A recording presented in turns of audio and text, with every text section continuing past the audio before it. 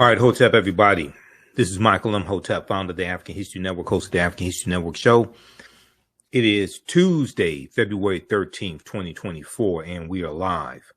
So 123 million people watched Super Bowl 58. They watched the Kansas City Chiefs defeat the San Francisco 49ers 25-22. People are talking about Usher's performance and bringing out Alicia Keys and her and Lil Jon. A number of different artists he brought out. But something else people are talking about is Andra Day performing the Black National Anthem, Lift Every Voice and Sing.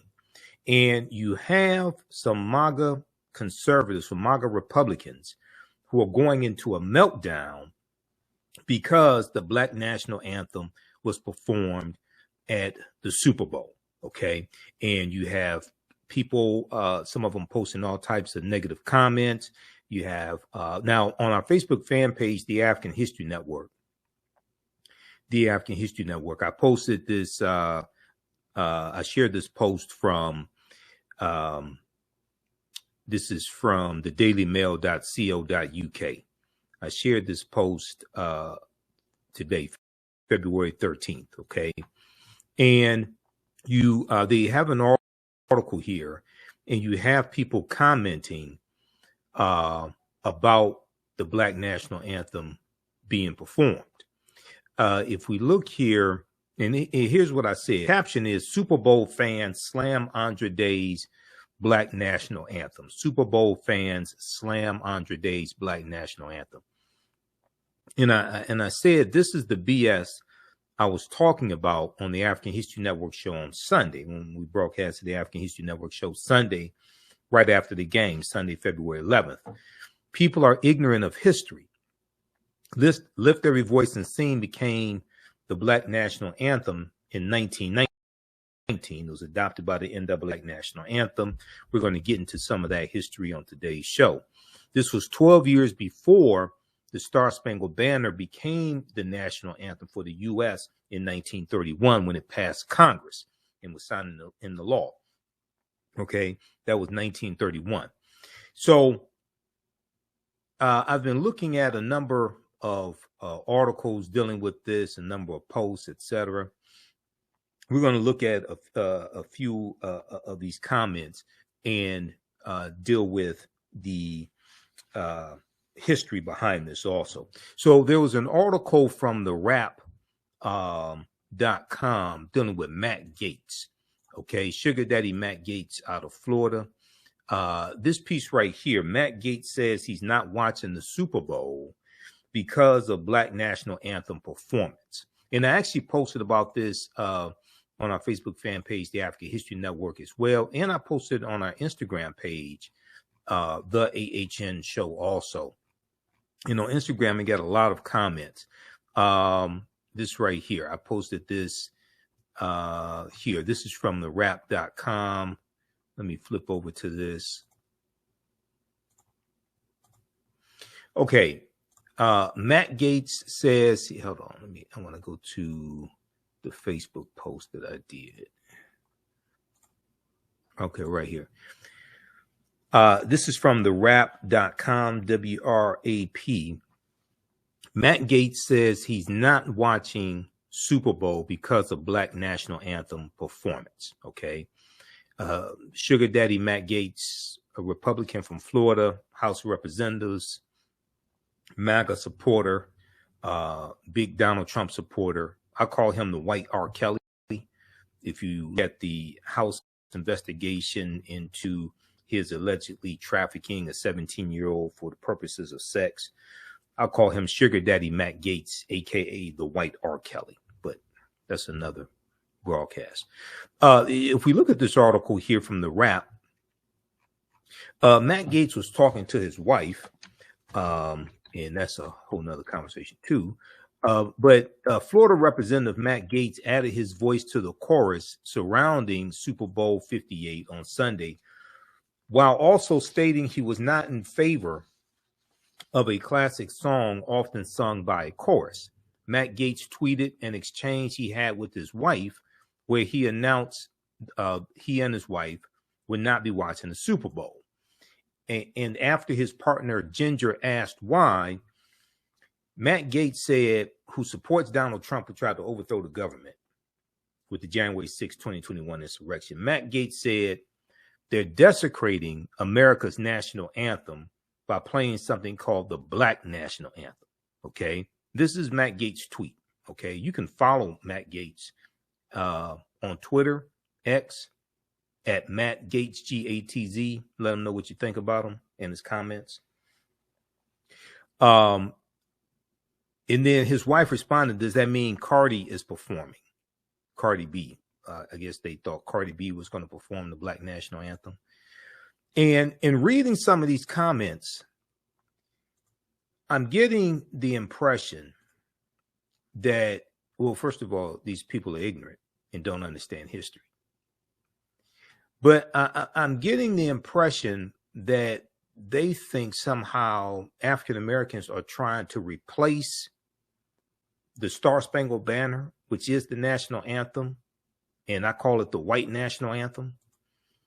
I get the impression that some of them think that we're trying to replace the Star Spangled Banner, the national anthem, with the Black national anthem. That's not the case at all.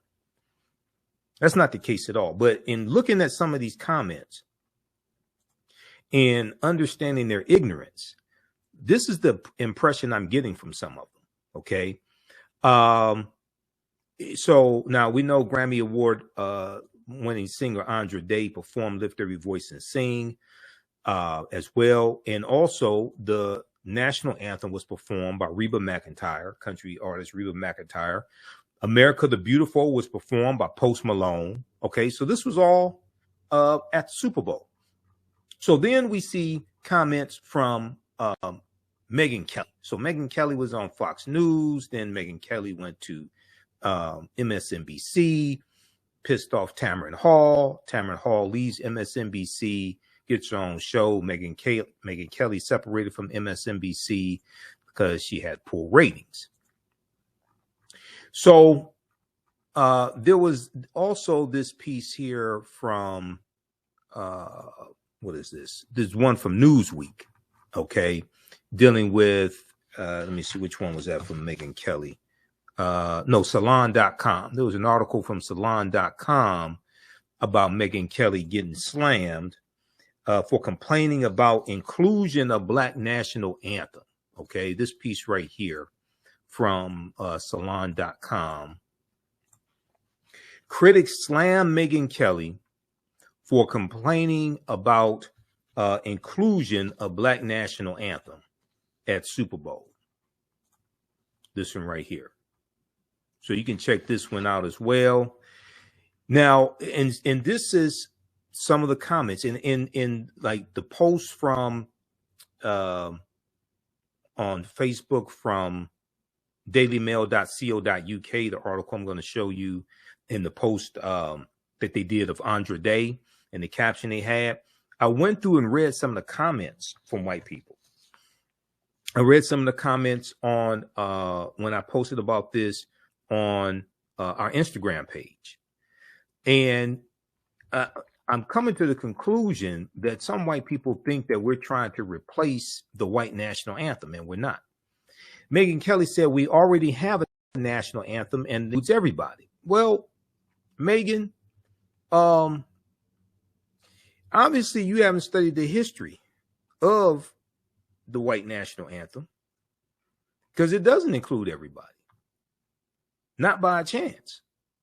Conservative media personality Megyn Kelly slammed Andra Day's rendition of Lift Every Voice and Sing, also known as the Black National, which was performed during the Super Bowl pregame ceremony. Quote, the so-called Black National Anthem does not belong at the Super Bowl. Now, the NFL 2023-2024 season, NFL is like 56, 57% African-American. We're the majority of the players. If we're the majority of the players, why would not the Black National Anthem be performed if we're the majority of the players? Maybe Megyn Kelly thinks the Black National Anthem is Back That Thing Up or WAP by Cardi B and Megan Thee Stallion or something like that. Okay, but let's see here. Hold on. Let me close this out. Yeah, so she goes on to say, and I gotta close this out so I can get to this. Okay, hold on. All right, close out that ad. The so-called Black national anthem does not belong at the Super Bowl. We already have a national anthem and includes everyone. Now, Megyn Kelly hosts Sirius XM's The Megyn Kelly Show. She wrote this on social media. The post spurred critics to clap back at Megyn Kelly, with many advising her to stick to her lame political jokes and accusing her of racism.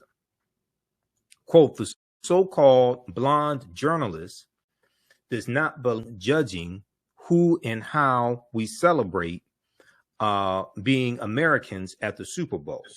Okay, she does not belong judging who and how we celebrate being Americans at the Super Bowl. Stick to lame political takes, thanks, wrote one user on X. Salon correspondent Brian Karam wrote, quote, how to declare your racism in a tweet. How to declare your racism in a tweet. Now, Megyn Kelly also made jabs at Usher's halftime show, okay, writing, quote, not into Usher or his halftime show. However, I do appreciate that my kids haven't had anyone's vagina exposed to them on screen as they innocently wait for the football to start. She said, hi, J-Lo, Shakira. Okay. So now there were some people on social media, largely white, but not all of them were white, who didn't like Usher's halftime performance. And what's important to note, and I went through and looked at this, so I think I'm pretty correct on this. All the acts that performed with Usher were African American. Okay, her, Alicia Keys, Lil Jon, Ludacris, Will I Am. They were all African American. So for some people, especially Trump supporters, they may be upset with that. Okay, he had a marching band. He brought the Kappas out to dance. I mean, the step, shimmy. They didn't drop their canes. Okay, so I mean, so a lot of people were upset with the halftime show. But it wasn't because it was a good performance. I didn't see all of it. I watched clips of it on social media. I haven't watched the NFL game since Colin Kaepernick left the league. But, you go back and look at it, it was all African-Americans performing, the artists. So some people are upset about that as well. Then we have this piece here from the dailymail.co.uk. Now, this was the article that was referenced in what I posted on social media, okay, about Andre Day. Super Bowl fans are left split by Andre Day's performance of the Black National Anthem ahead of the game, as Megyn Kelly says song doesn't belong in pregame proceedings. Okay, they have some of the same information that we just talked about. They referenced Matt Gaetz. Matt Gaetz said they're desecrating America's anthem by playing something called the Black National Anthem. Yeah, well, the domestic terrorists that Donald Trump sent to the U.S. Capitol to interrupt a constitutionally mandated bicameral, both chambers session of both the House and the Senate to certify the Electoral College votes.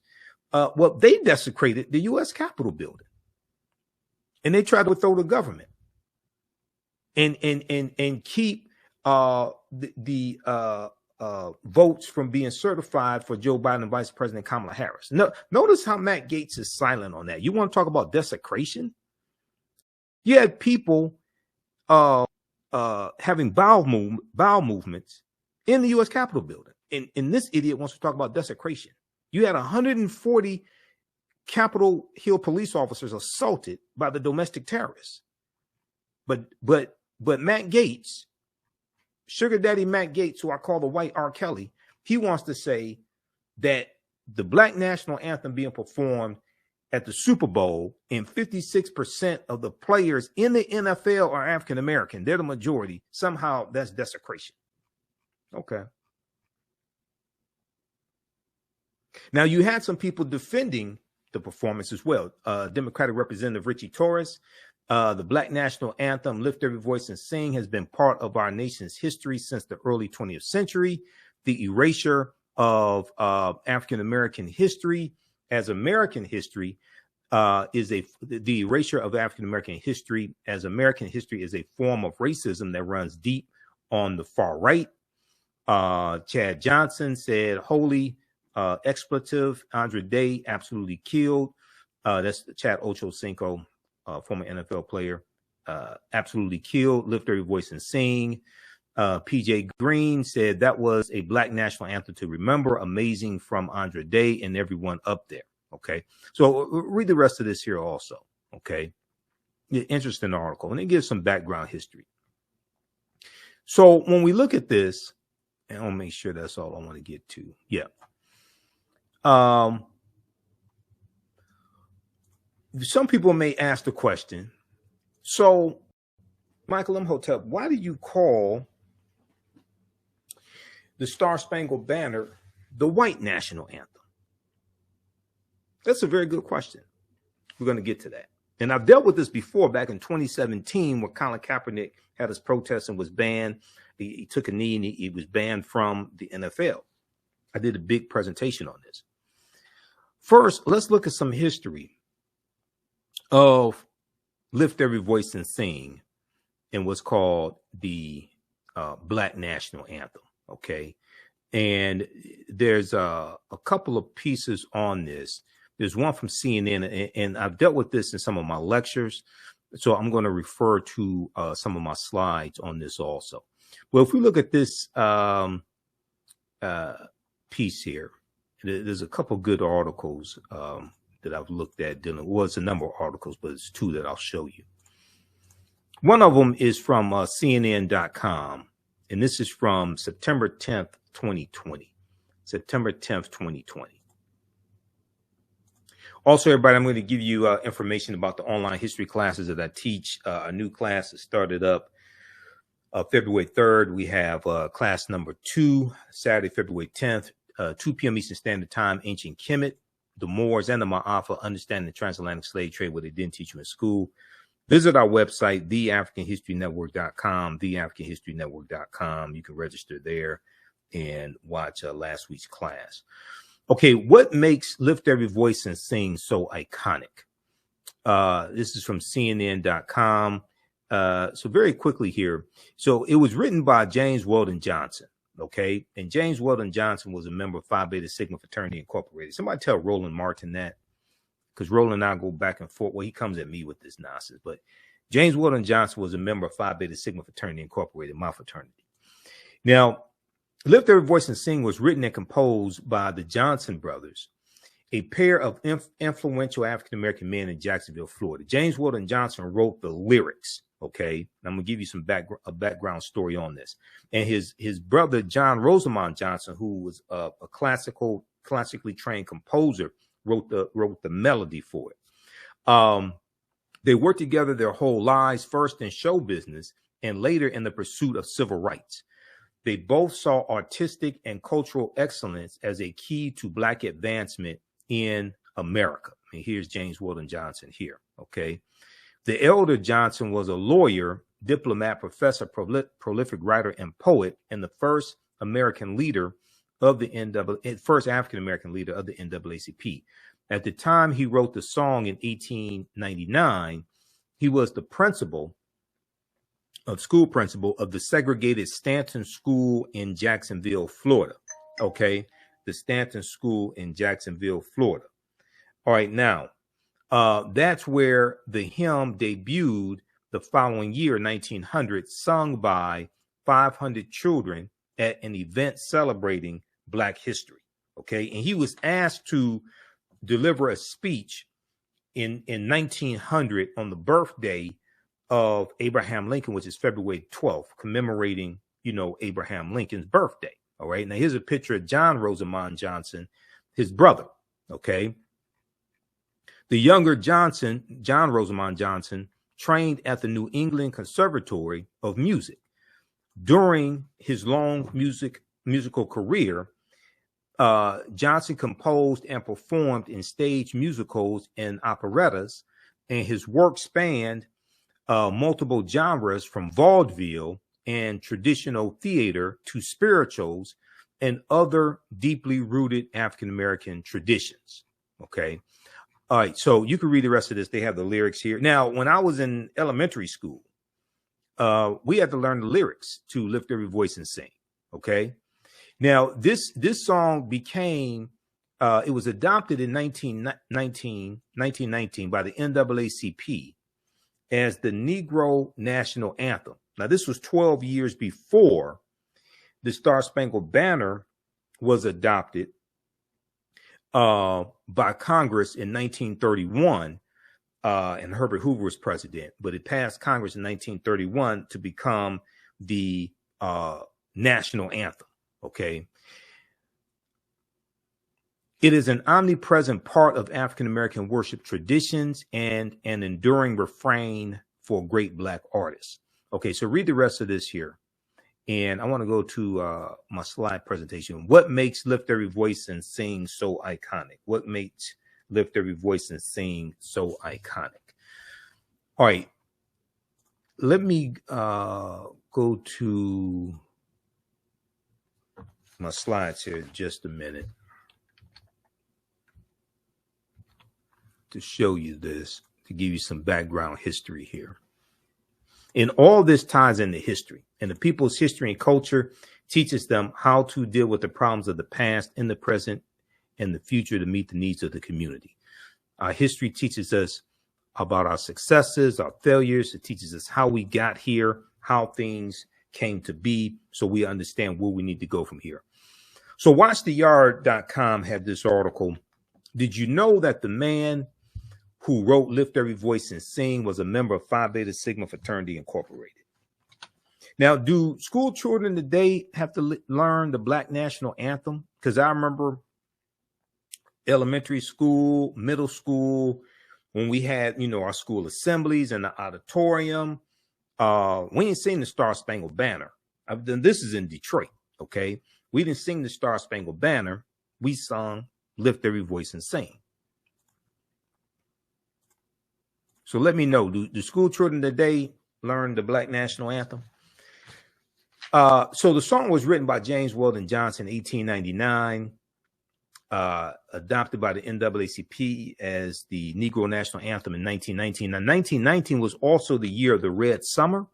The Red Summer was the year after World War I ends. And we cover this in the second class that I teach on Sundays, Black Resistance Movements, dealing with history from 1800 to 1968.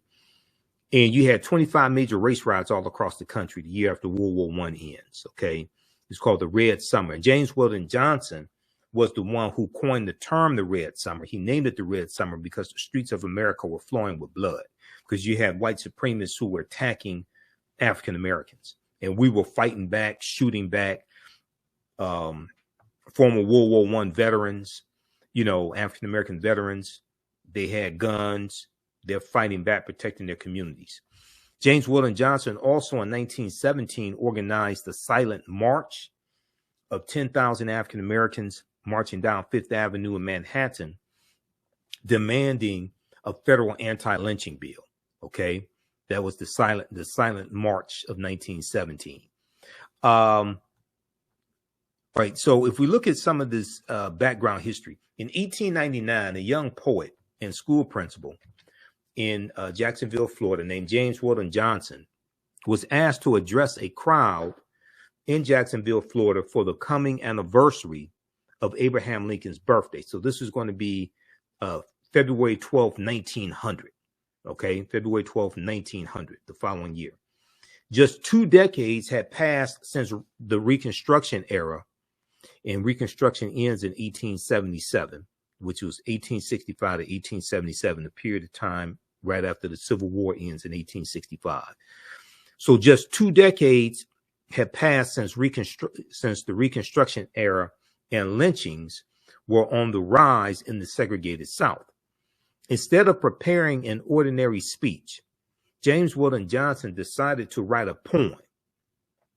That poem started with the words, "Lift every voice," evoking the struggle and resilience of our ancestors. Okay, this is what he said. He said it was evoking the struggle and resilience of our ancestors.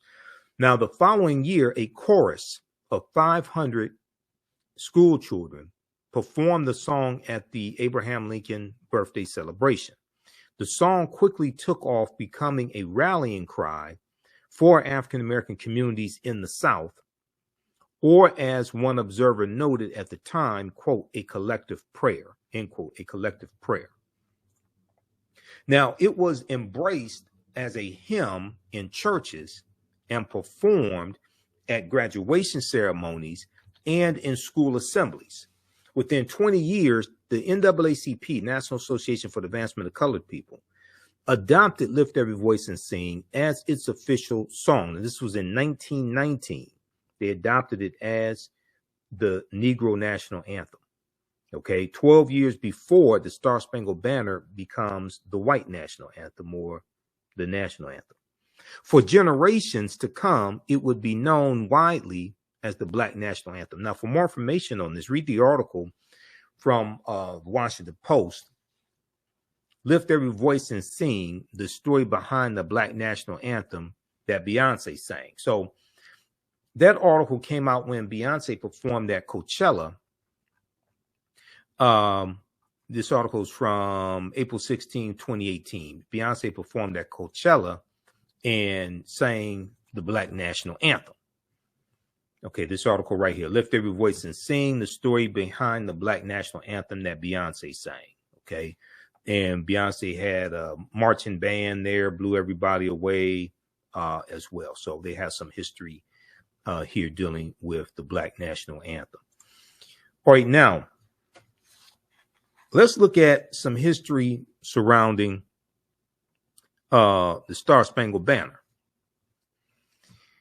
And a lot of people don't know this history. So the Star Spangled Banner was written by Francis Scott Key, September 14th, 1814, during the War of 1812 against Great Britain.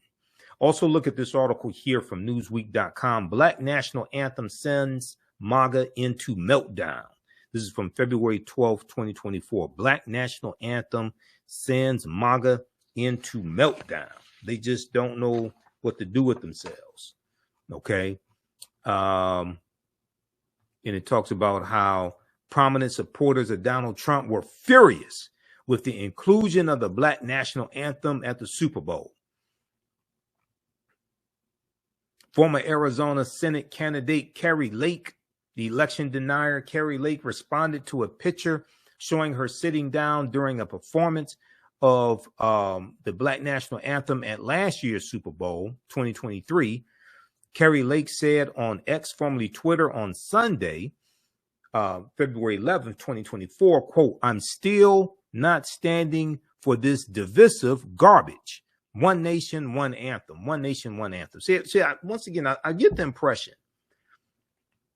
that some of these people think that we're trying to replace the white national anthem with the Black national anthem. That's not the case. No.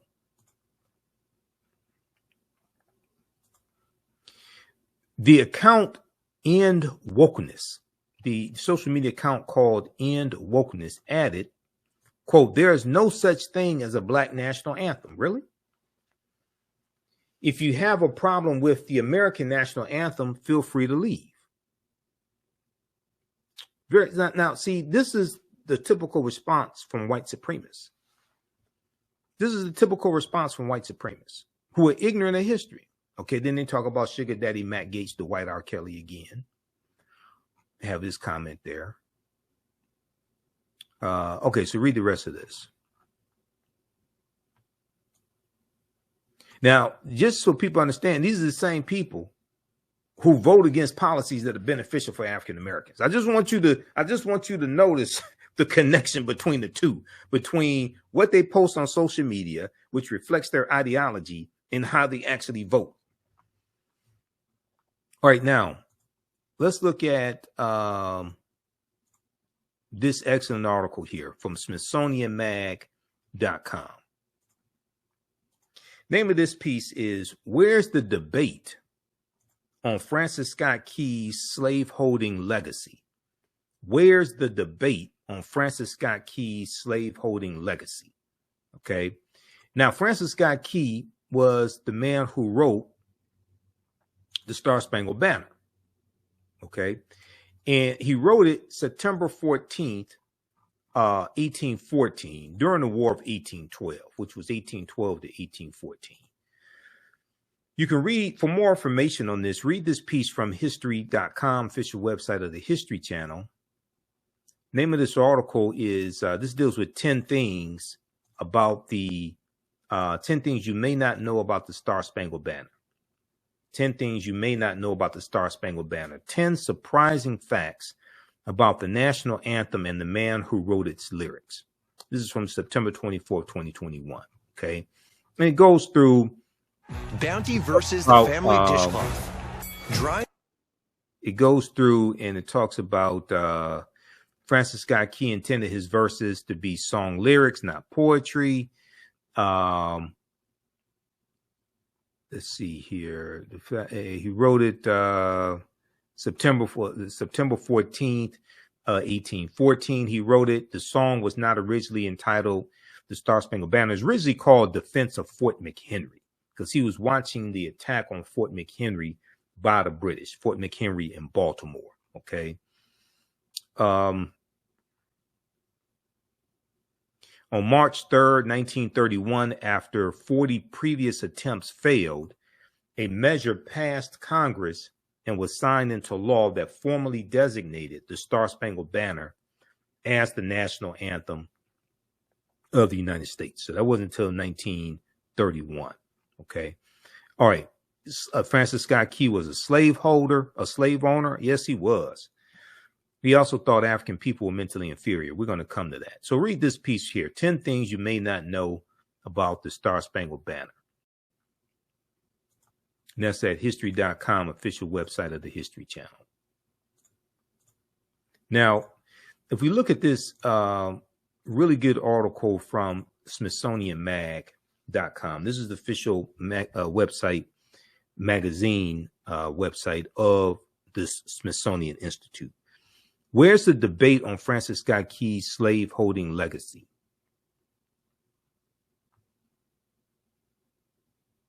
During his lifetime, abolitionists ridiculed Francis Scott Key's words, sneering that America was more like the land of the free and the home of the oppressed. More like the land of the free and the home of the oppressed.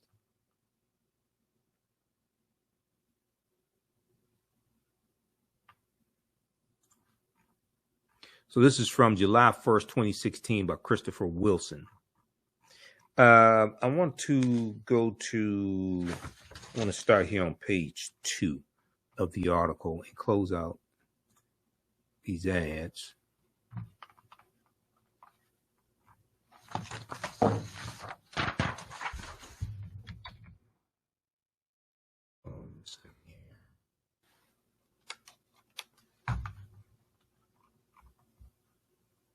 All right. I want to go to page 2 right here. They show a painting of Francis Scott Key.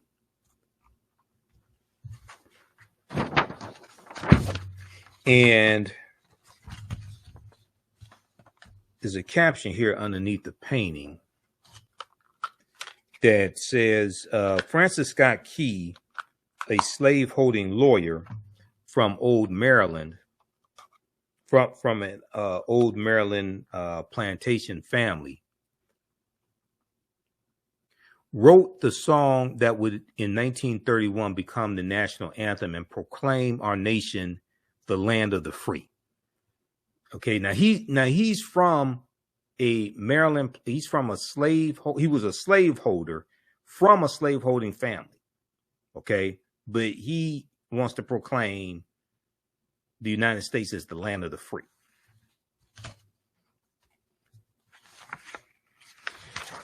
So the article says, however, we failed to do the same with our national anthem's composer, Francis Scott Key. All men are created equal in the land of the free. Both those models sprang from the pens of men with quite narrow views of equality and freedom. And previously they were talking about Thomas Jefferson. The seeming contradictions between Thomas Jefferson's slaveholding history, deeply racist personal views, his support of the institution of slavery in his political life, and his assertion of human rights in the Declaration of Independence, in many ways parallels Francis Scott Key's story. In many ways parallels Francis Scott Key's story. In 1814, Francis Scott Key was a slave-holding lawyer from Maryland, from an old Maryland plantation family, who, thanks to a system of human bondage, had grown rich and powerful. Who, thanks to a system of human bondage, had grown rich and powerful. When he wrote the poem that would, in 1931, become the national anthem and proclaim our nation the land of the free, like Thomas Jefferson, Francis Scott Key not only profited from slaves, he harbored racist conceptions of American citizenship and human potential. He harbored racist conceptions of American citizenship and human potential. Africans in America, he said, were a distinct and inferior race of people, which all experience proves to be the greatest evil that afflicts a community. Now, all the MAGA Republicans out there saying the Black national anthem being performed at the Super Bowl is divisive. How do you explain this? The man who wrote the white national anthem, the Star Spangled Banner,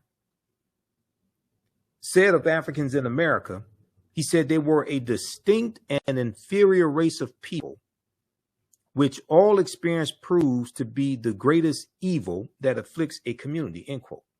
Now, a few weeks after British troops in the War of 1812 stunned and demoralized America by attacking Washington, D.C., and setting the Capitol building and the White House ablaze on August 24th, 1814. They set the British set the White House on fire. Okay, now I don't know if that's the inspiration for the song, the roof is on fire.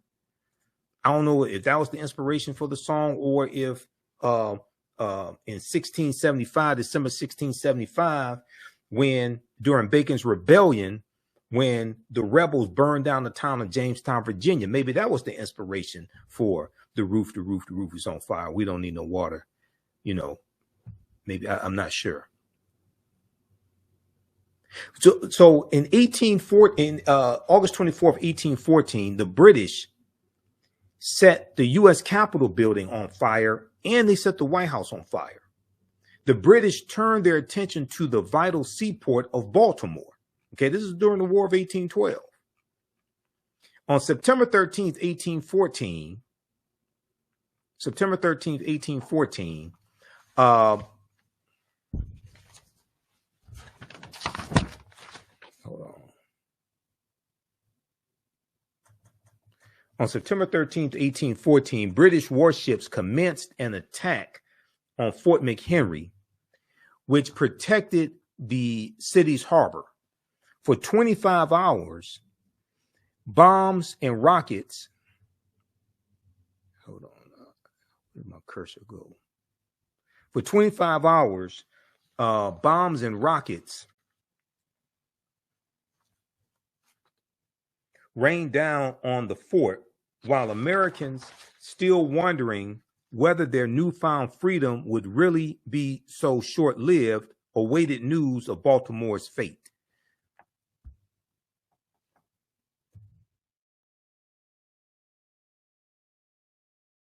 Now, Francis Scott Key was stuck aboard a British ship where he had been negotiating a prisoner release and barred by the officers of the HMS Tonnant from leaving because he knew too much about their position, could only watch the battle and hope for the best.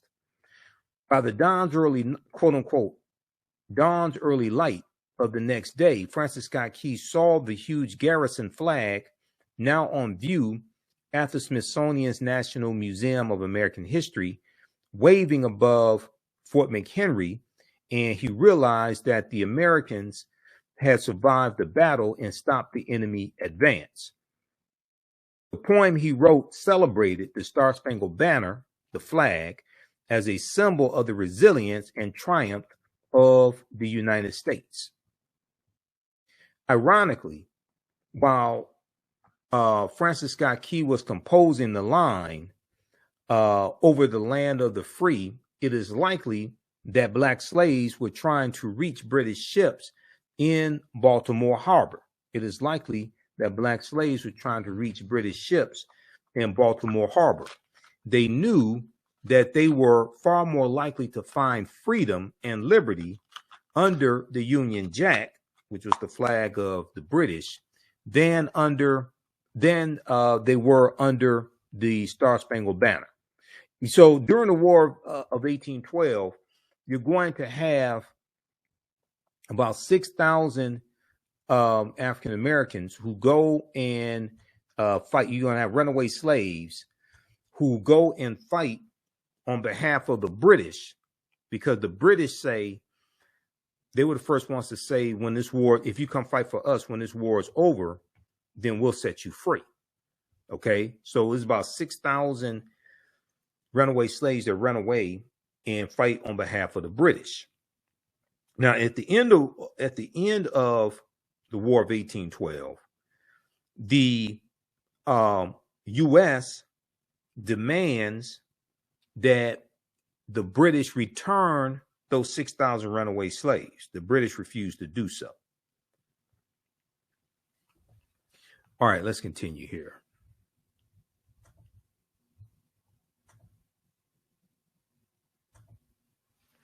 All right, now,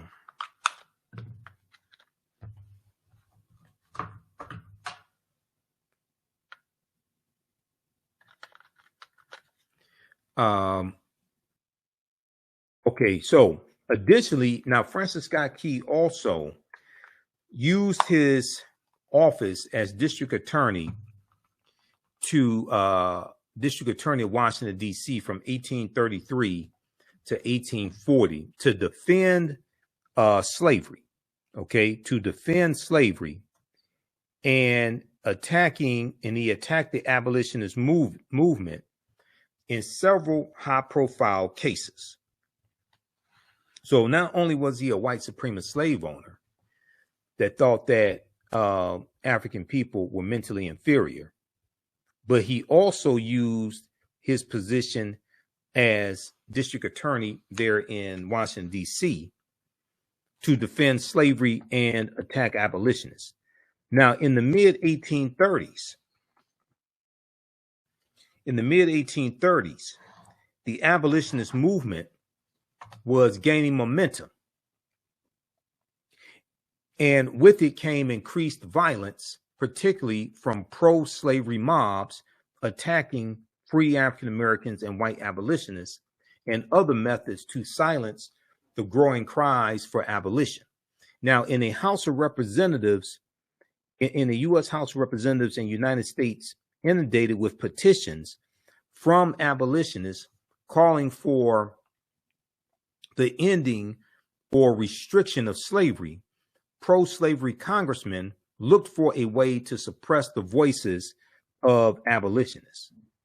In 1836, the U.S. House of Representatives passed a series of gag rules to table all anti-slavery petitions and prevent them from being read or discussed, raising the ire of people like John Quincy Adams, who saw restricting debate an assault on a basic First Amendment right of citizens to protest and petition. Now, we know John Quincy Adams is going to be a defense attorney for those Africans on the Amistad slave ship in the 1841 U.S. Supreme Court case, the United States versus the Amistad. He's going to help them get their freedom. So John Quincy Adams was the 6th president of the United States. He was the son of John Adams, the 2nd president of the United States.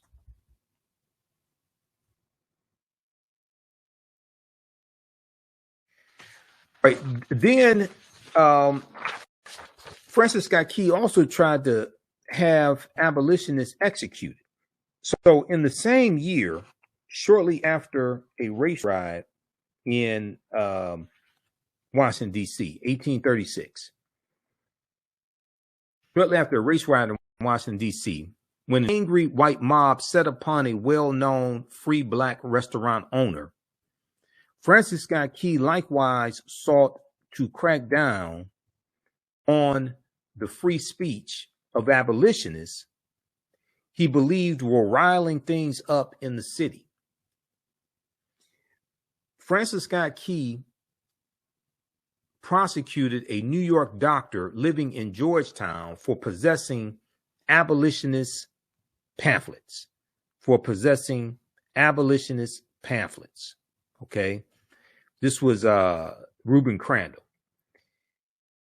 In the resulting case, the U.S. versus Reuben Crandall, Francis Scott Key made national headlines by asking whether the property rights of slaveholders outweighed the free speech rights of those arguing for slavery's abolishment. He hoped to silence abolitionists who he charged wished to, quote, associate and amalgamate with the Negro. Okay, this is what Francis Scott Key said of abolitionists who were trying to free African people, while Francis Scott Key was working to keep them enslaved. Francis Scott Key hoped to silence abolitionists who he charged wished to, quote, associate and amalgamate with the Negro.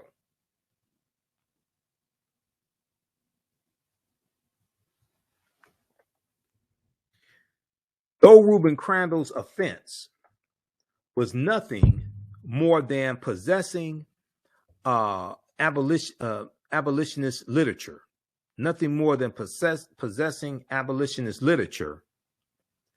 Francis Scott Key felt that abolitionist free speech rights were so dangerous that he sought unsuccessfully to have Reuben Crandall hanged.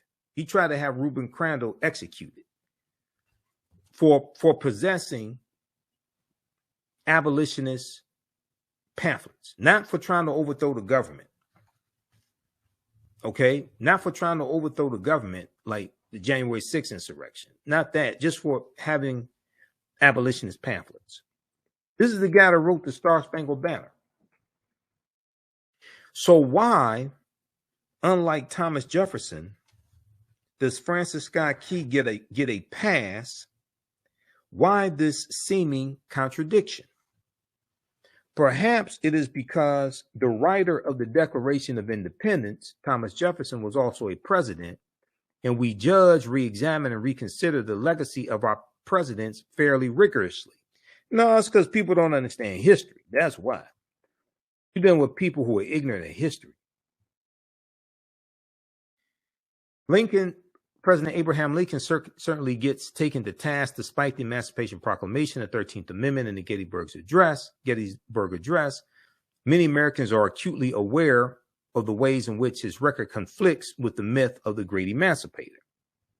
However, while Francis Scott Key may not be as notable as a president, his poem is, and that was enough to make abolitionists ridicule his words during his lifetime by sneering that America was truly the land of the free and home of the oppressed.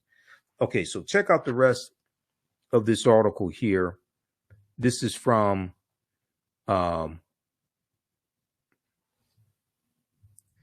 this is from SmithsonianMag.com. Name of this article: Where's the debate on Francis Scott Key's slaveholding legacy? Where's the debate on Francis Scott Key's slaveholding legacy? Now, there was also a really good article from theroot.com that Dr. Jason Johnson wrote a few years ago. And we're going to go to, I want to go to that article here. But give us a thumbs up, give us a heart, give us a like on this broadcast. And how you all like this type of information. Hopefully you're learning a lot. Be sure to register for the 10-week online history course that I teach on Saturdays.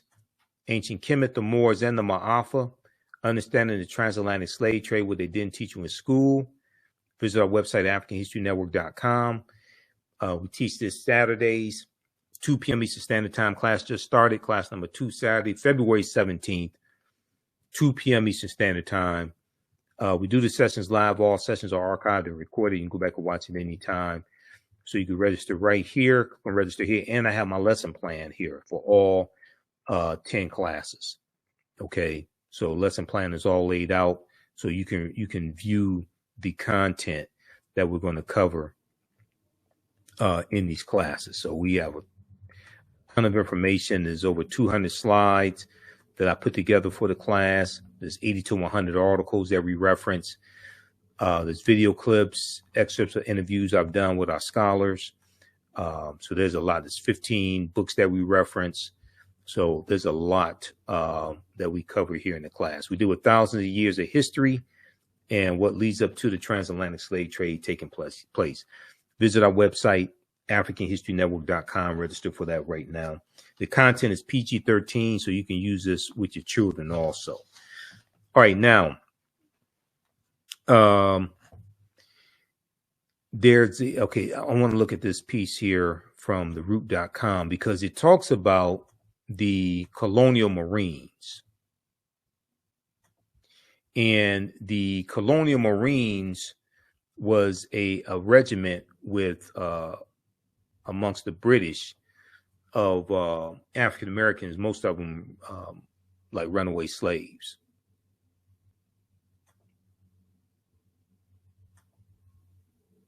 So if we look at this right here,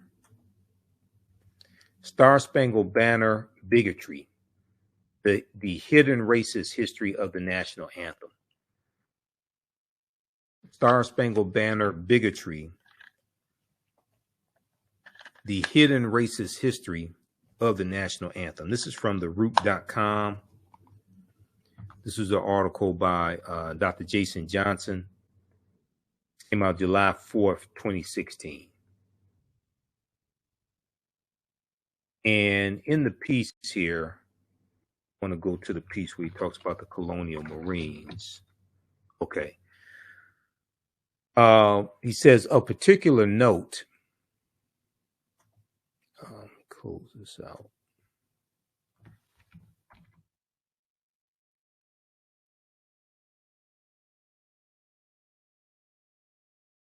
He says, of particular note,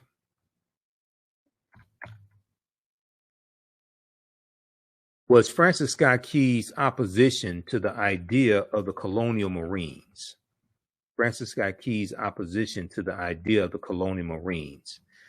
The colonial Marines were a battalion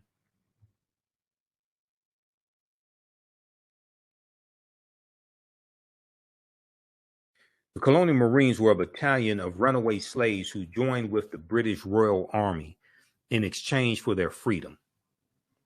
The Marines were not only a terrifying example of what slaves would do if given the chance, but also a repudiation of the white superiority that men like Francis Scott Key were so invested in.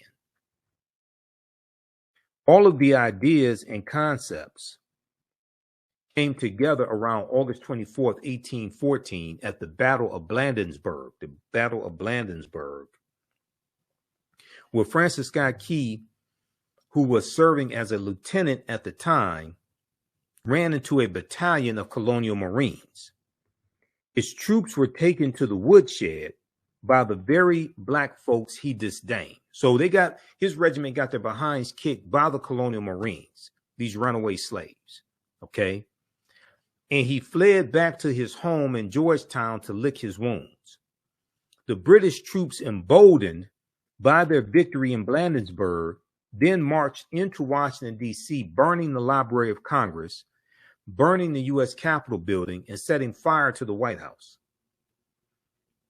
You can imagine that Francis Scott Key was very much in his feelings, seeing black soldiers trampling on the city he so desperately loved.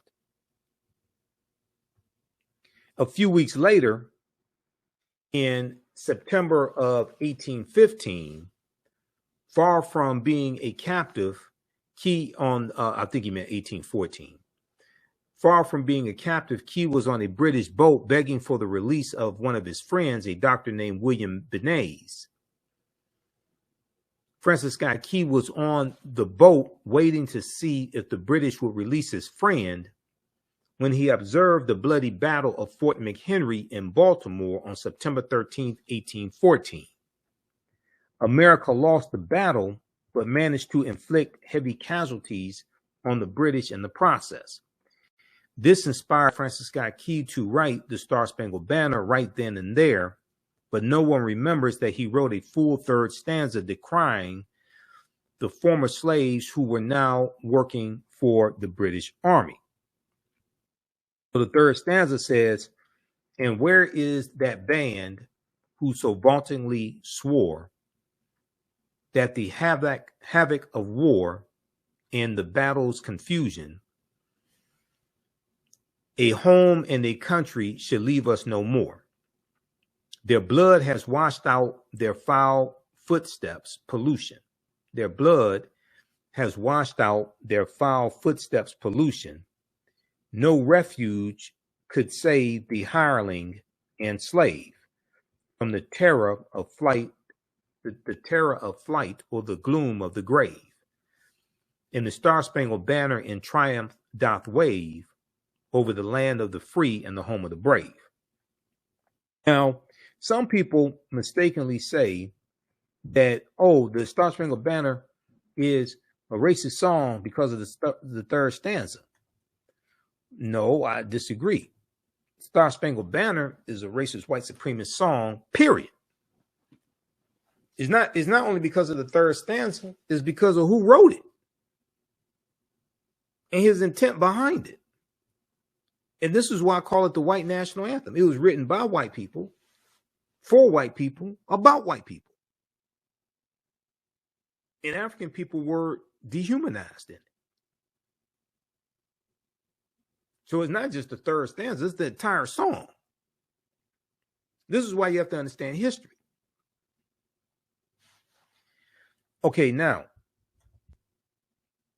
the article goes on to say, in other words, Francis Scott Key was saying that the blood of all the former slaves and hirelings on the battlefield will wash away the pollution of the British invaders.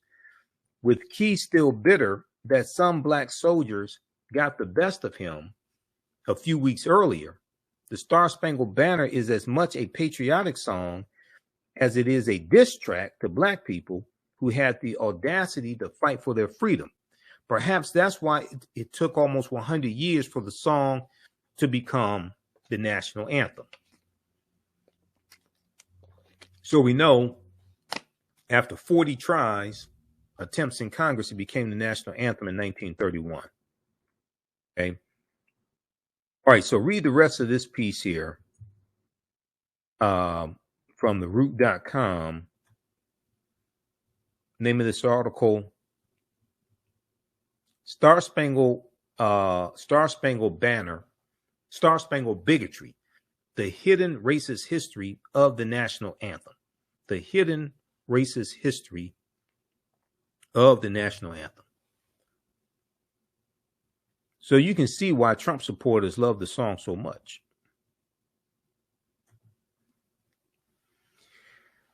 All right. So I wanted to share that information with you all because I was seeing these different conversations on social media. I was looking at our Instagram page, the African History Net of the AHN show on Instagram, and the post that I did that showed. Let me see if I can find this post here. The post that I did about Matt Gaetz not liking the national anthem. I mean, not liking the Black national anthem being performed at the Super Bowl. And then people responding, oh, there's only one national anthem, things like that. Okay, this right here.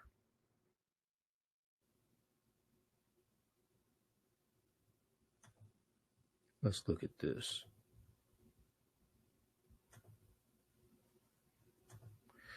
Okay, so I posted this on, this was February 12th. Okay, Monday, February 12th. And we look at some of the comments. People were saying, had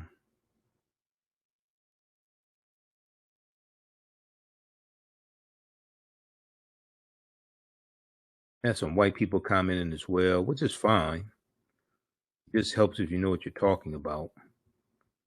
We had some people commenting, and let me see what are the rest of the comments. Some people said that I was looking at comments on social media. Some of the posts that I did, some people were saying, oh, there's only one national anthem, etc. And it was leaving me to believe that, once again, people think that we're trying to replace the white national anthem. No, that's not the case. Follow me, the AHN show, at the AHN show on Instagram, because we have videos viewed like 100,000 times. Like if we look here, we got this one's viewed 56,000 times. Molly Jung Fast. Robert Hur didn't want to give Joe Biden a win. This one here I just posted today. Haley bashes Trump for comments about her husband in the military. That's viewed 10,000 times. And on Instagram, I only have 4,857 followers. So we're trying to get followers up. But I have videos, viewed like 75,000, 100,000 times. Weissman tears into her about HUR, not her performing at the Super Bowl. Robert Hur, U.S. attorney who investigated Joe Biden in the classified documents. Okay, so we have this one here dealing with Sexy Red saying she loves Donald Trump 13,000 times. Let me see some. We got some viewed. I think there was one I did have a Roland Martin viewed like it's over 100,000 times. This one right? Oh, 200,000. Roland Martin said Tim Scott lies exposed, a shocking video. That's viewed 207,000 times.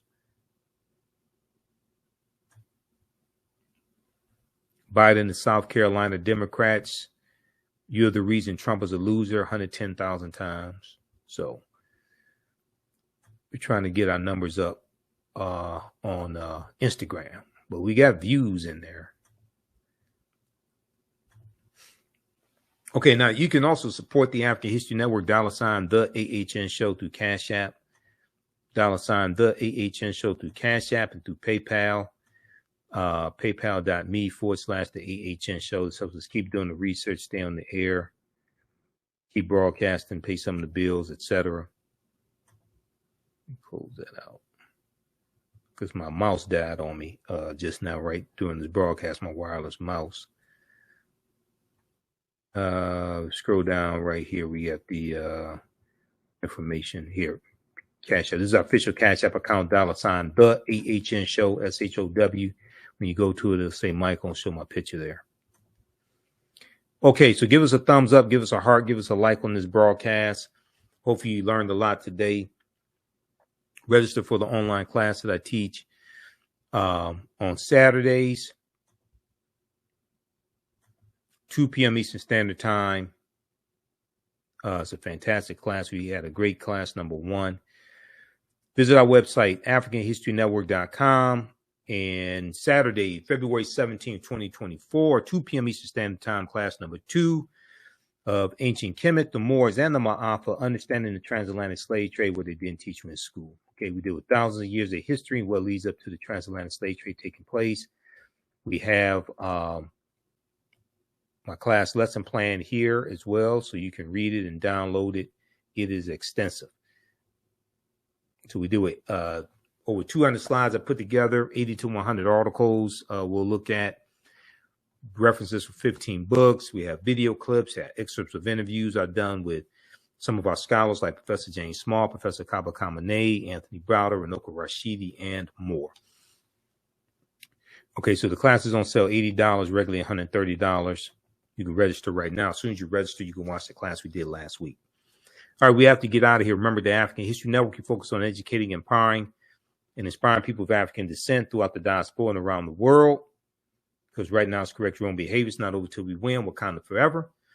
And we'll talk to you next time. Also, for those in Detroit, I will be speaking at St. Francis Baptist Church, St. Francis Baptist Church on Sunday, February 18th, 2024, 1 p.m. for the Black History Month celebration.